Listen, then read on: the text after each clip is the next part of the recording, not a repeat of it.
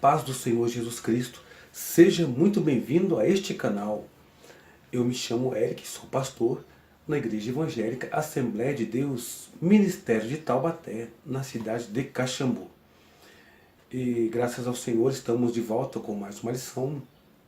Me perdoe um pouco pela voz, por causa da gripe que foi aí durante uma semana, mas o Senhor já nos tem dado graça para podermos estar gravando este vídeo, para estar contribuindo com as suas aulas. Você que é professor, que é aluno, que participa da escola dominical, queria pedir a você que se inscrevesse aqui embaixo em nosso canal e também aperte no sininho para que possa estar recebendo as notificações.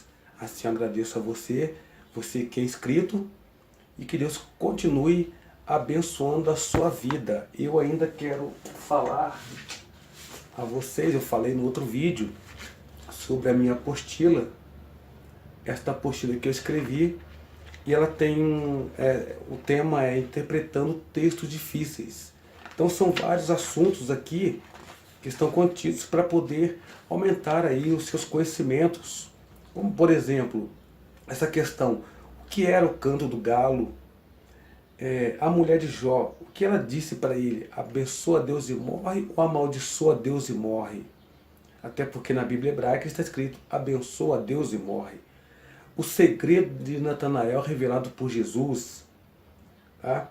Deixa os mortos sepultar os seus próprios mortos. Bom, são muitos temas interessantes e textos realmente que dão-se muita polêmica.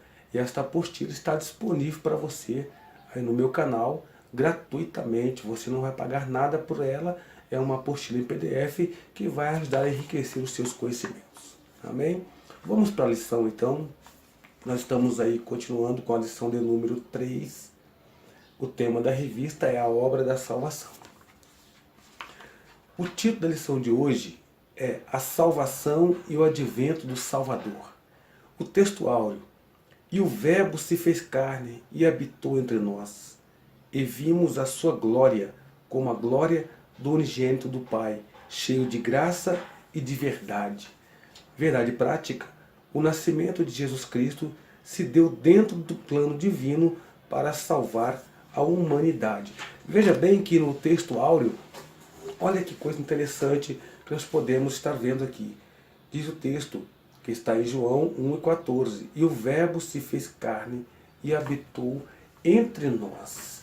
O que nós podemos ver é o cumprimento da profecia de Isaías, que ele disse que a Virgem conceberia e daria à luz um filho. E o seu nome seria Emanuel. A palavra Emanuel, que no hebraico, Imanu, que significa conosco, e El, que é Deus, que é o que é Deus entre os homens. E Jesus, então, ele se encarnou, ele como Deus, como poderoso, como ser divino. Ele então, o que ele fez? Ele se esvaziou da sua glória e veio a este mundo. Ele não deixou de ser Deus. Ele veio e continuou sendo 100% homem, 100% Deus, mas experimentou tudo o que o homem pode experimentar, exceto o pecado. Ele não pecou.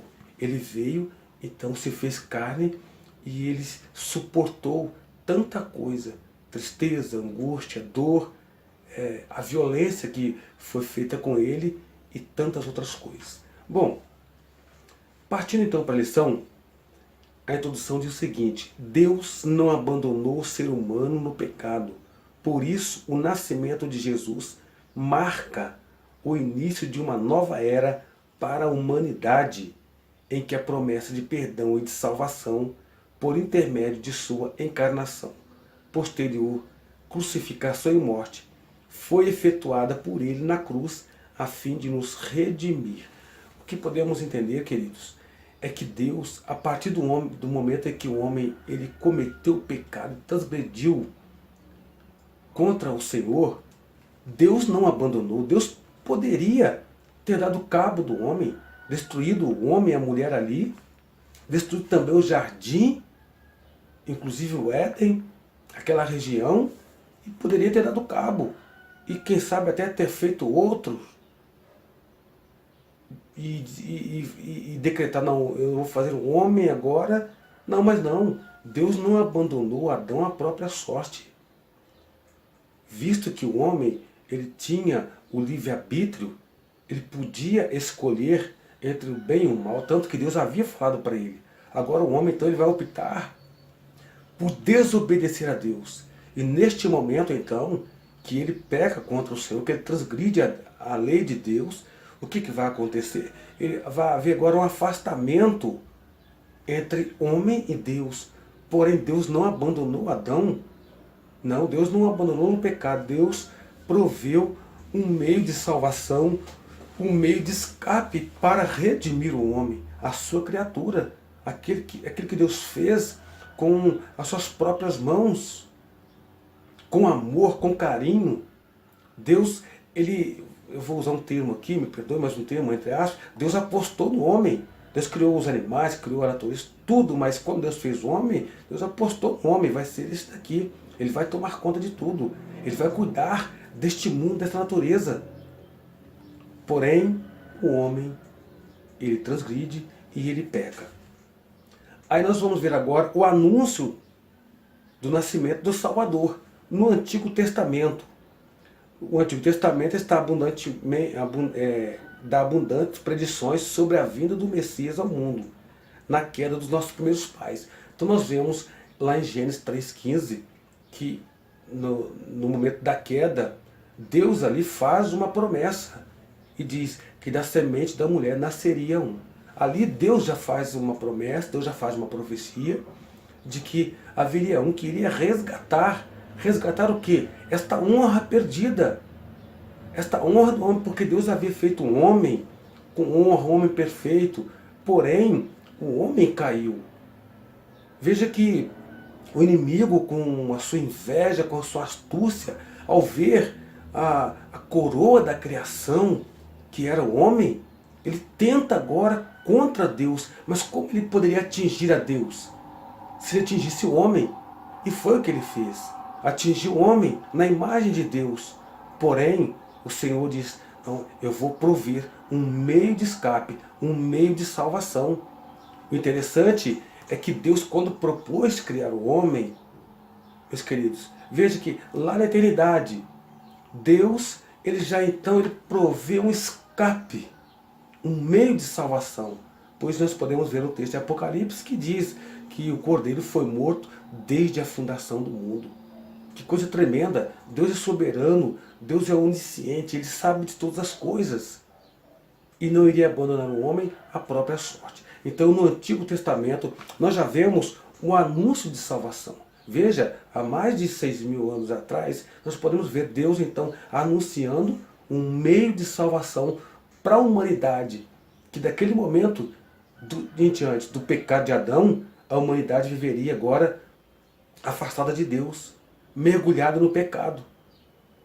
Por mais que Deus falasse ao longo do tempo, profetas, pelos seus servos, ainda assim o homem é de uma natureza pecaminosa, de um coração duro. Então nós vemos já o anúncio na queda, também no sangue de animais, no umbral das portas, na noite da Páscoa, quando nós vemos, quando então, da saída do Egito, Deus ele ordena que se matassem aqueles animais e passasse o sangue nos umbrais, para que quando o anjo da morte passasse nas casas, passasse no Egito, não atingisse a casa dos hebreus. O próprio Senhor sacrificou um animal para cobrir a vergonha de Adão, para cobrir a nudez. Então veja que desde o início, Deus então, ele provê um meio de salvação para o homem. E o Antigo Testamento então está repleto desta promessa e destes sinais, tá, para salvar a humanidade. E nós vemos também o livro de Isaías, e ali em Isaías Deus então ele fala com Israel e promete a vinda do Salvador. Nós podemos observar dentro da Sagrada Escritura que o povo de Israel, eles esperavam a chegada do seu Salvador, do libertador, daquele que iria livrá-los da opressão dos inimigos. daquele que queria reinar sobre eles. Eles aguardavam e durante muitos anos estavam como que uma mulher com dores de parto. Então Isaías, ele profetiza, ele olha para o futuro e diz, a virgem conceberá, dará à luz um filho. Nós vemos Isaías 42, Isaías fala, quando ele vier, ele não apagará o pavio que fumega, não quebrará a cana trilhada. Isaías fala, não se fará ouvir a sua voz nas praças. De quem que Isaías está falando? Do servo sofredor.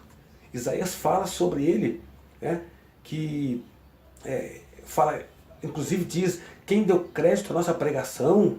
Isaías fala sobre o Messias, que ele foi moído por nossos pecados, que ele levou sobre si as nossas dores. Através do seu sofrimento, nós fomos sarados. Então veja que como que o Antigo Testamento está repleto de citações a respeito da salvação. Não só de Israel, quanto de toda a humanidade. Até porque Israel era uma nação que deveria ser exemplo e modelo para as demais nações. E o Salvador, ele saiu de onde? Ele saiu do meio de Israel. Então, do meio de Israel, Israel é o início, é a partida de tudo, é o modelo para as demais nações. E nós cremos no Salvador, fomos salvos por ele, e ele veio de Israel. Oh glória! O anunciado pelos anjos. O anjo Gabriel apareceu a Maria, ele deu instruções. Bom, o que podemos ver?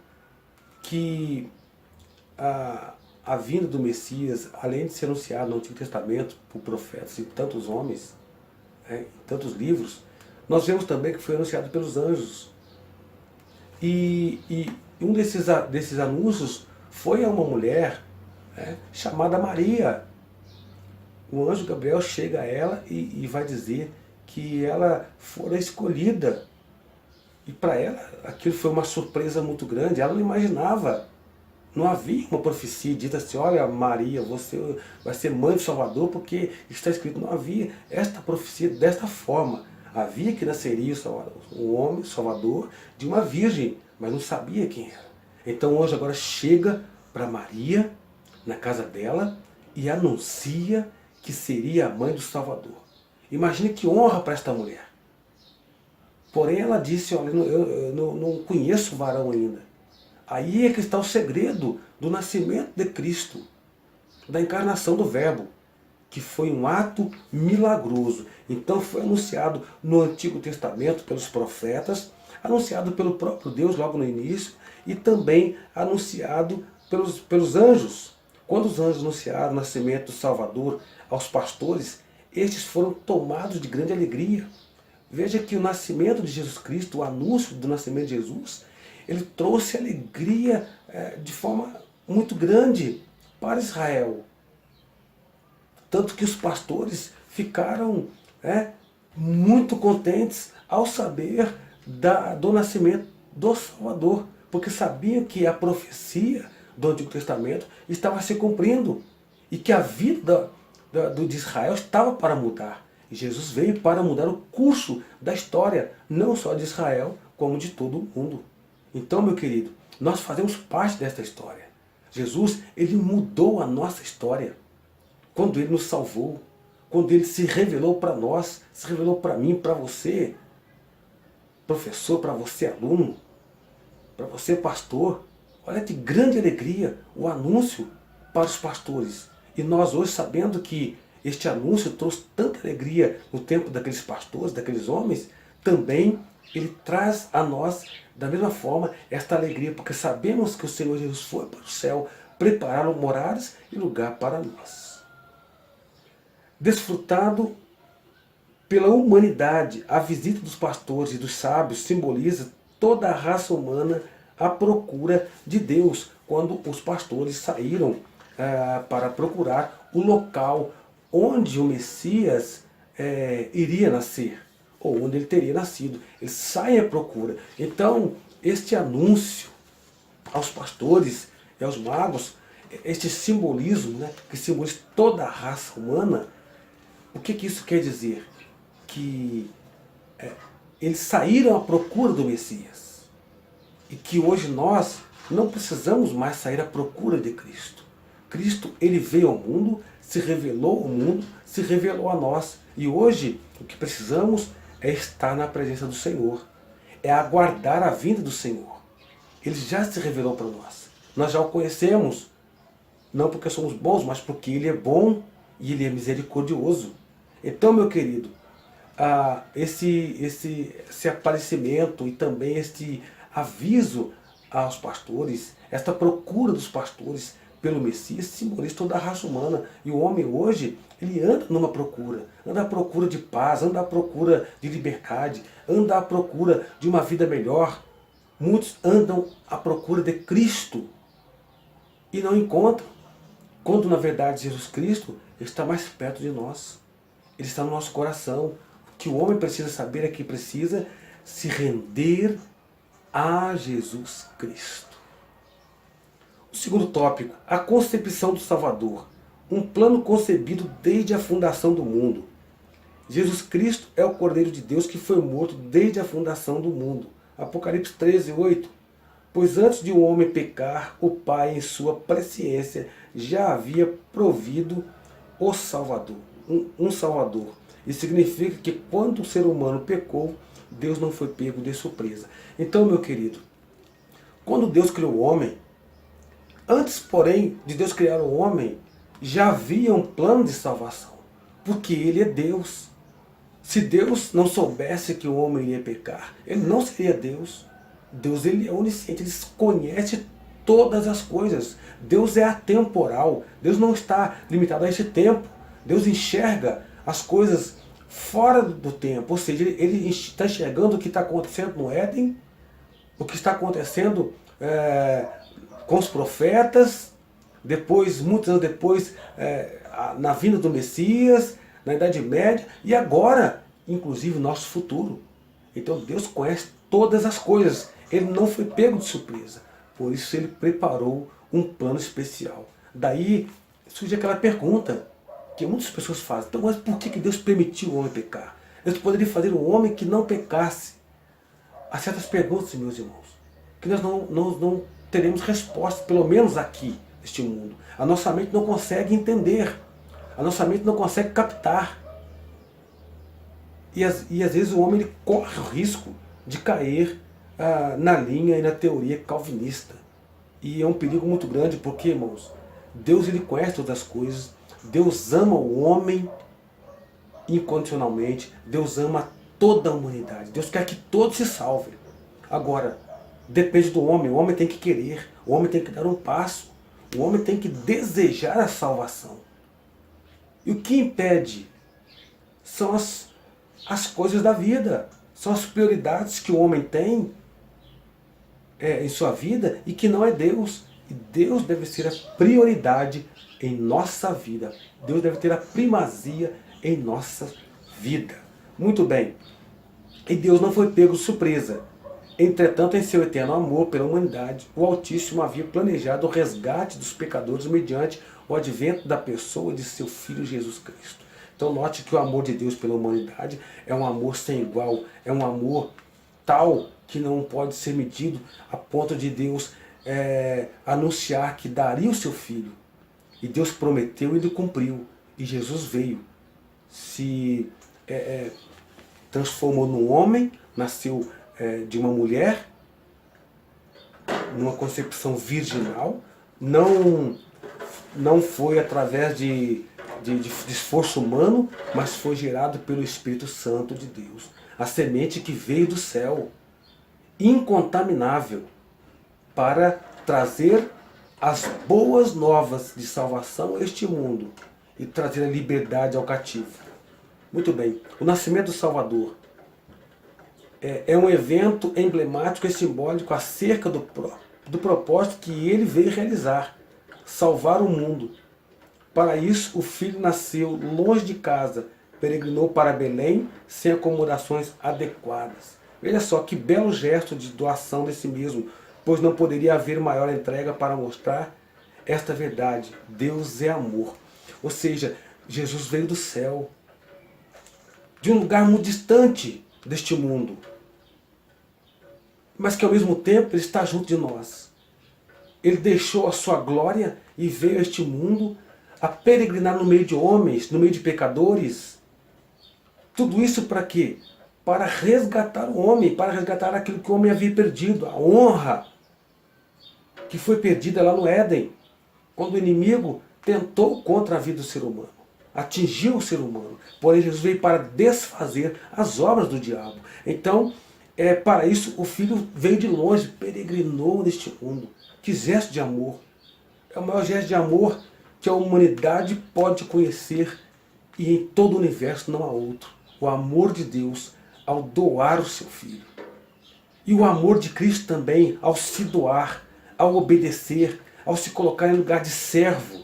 Aquele que participou da criação, aquele que foi o início da criação, o princípio de todas as coisas, o iniciador de todas as coisas. Ele agora se faz homem para morrer por nós. Veja que plano, que belo gesto da parte do nosso Salvador. Um roteiro divino de vida. Desde a fundação do mundo, Jesus foi o Salvador. E a partir de seu nascimento, essa realidade foi confirmada. Ele foi concebido por uma virgem, gerado como homem pelo Espírito Santo. Cresceu numa família, o que mostra a importância que Deus dá à célula materna da sociedade. Olha só, Jesus, assim o mistério terreno de Jesus seria abrangente, mostrando que o reino de Deus já havia chegado. Que coisa interessante, meus queridos. Olha só o roteiro da vida do Senhor. Ele foi concebido por uma virgem, através de uma virgem, mas foi gerado pelo Espírito Santo de Deus. Ele cresceu numa família. Jesus, ele teve fome, ele teve cansaço, ele sentiu dores, ele sentiu necessidades, tudo que uma criança normal sente, um adolescente, um jovem. Viveu num contexto familiar. Ele sabia que na família há as intrigas, porque ele tinha irmãos. Participou de tudo isso. Que maravilha! Mostrando a importância da célula materna, a importância da família. Deus então realizou um plano para que a humanidade entendesse que a necessidade de uma família, de se ter amor, de se ter companheirismo, de se ter comunhão. E Jesus pôde estar com eles, orando para as refeições, para o café, momento de comunhão com Deus, nas orações, no estudo da palavra. Isso para nos dar exemplo. E Jesus então, ele vem agora mostrar que o reino de Deus é chegado. E é chegado através dele. Aleluia. Terceiro e último tópico para nós encerrarmos. O verbo se fez carne e habitou entre nós. Isto é, quando se fez carne e habitou entre os homens, assumiu a humanidade juntamente com as fragilidades próprias dela. O que isso nos diz? Que quando Jesus assumiu a forma de homem, também ele assumiu a fragilidade da carne. Embora ele não tenha pecado. Jesus ele foi tentado em tudo, como diz Tiago. Em tudo ele foi tentado como homem. Mas ele não pecou. E ele mesmo disse, sabia o que era a natureza humana. Porque ele era 100% homem. E Jesus ele foi obediente a seus pais. Ele foi obediente a Deus. Ele teve temor. Jesus ele foi compassivo para com as pessoas. Quando curou, quando alimentou os homens. Que coisa linda! A humilhação do servo, a humilhação de Jesus teve início com o esvaziamento de sua glória para tomar a forma de servo. Aí, meu querido, podemos ver que só um homem obediente e humilde e repleto de amor poderia fazer o que Cristo fez. Deixar a sua glória e vir a este mundo. Entrar num corpo humano. Sentir toda a fragilidade que um homem pode sentir. E ainda assim, ele não pecou. Isso mostra o quê? Que o homem ele pode vencer sim o pecado. Se ele vigiar, se ele mantiver a sua fé em Cristo. E para encerrarmos, para concluirmos, terceiro ponto, o exemplo a ser seguido. Quando andou na terra, Jesus nos ofereceu o melhor exemplo, fazendo a vontade do Pai. Então, queridos, se quisermos seguir a Cristo, precisamos fazer a vontade do Pai. Estarmos unidos em amor com Deus, em Deus e com nossos irmãos. Aleluia. E a salvação em Cristo, ela ecoa ainda hoje, em nossos dias, no meio da humanidade. ela está aí ecoando através da pregação da palavra de Deus, seja no rádio, na TV, nas praças, através de um folheto. Porque a salvação, ela é para todos. Para isso, nosso dever é evangelizar, pregar e anunciar o Evangelho, as boas novas do Senhor Jesus Cristo. Que Deus abençoe sua vida e até a nossa próxima aula. Que o Senhor esteja com você. Amém.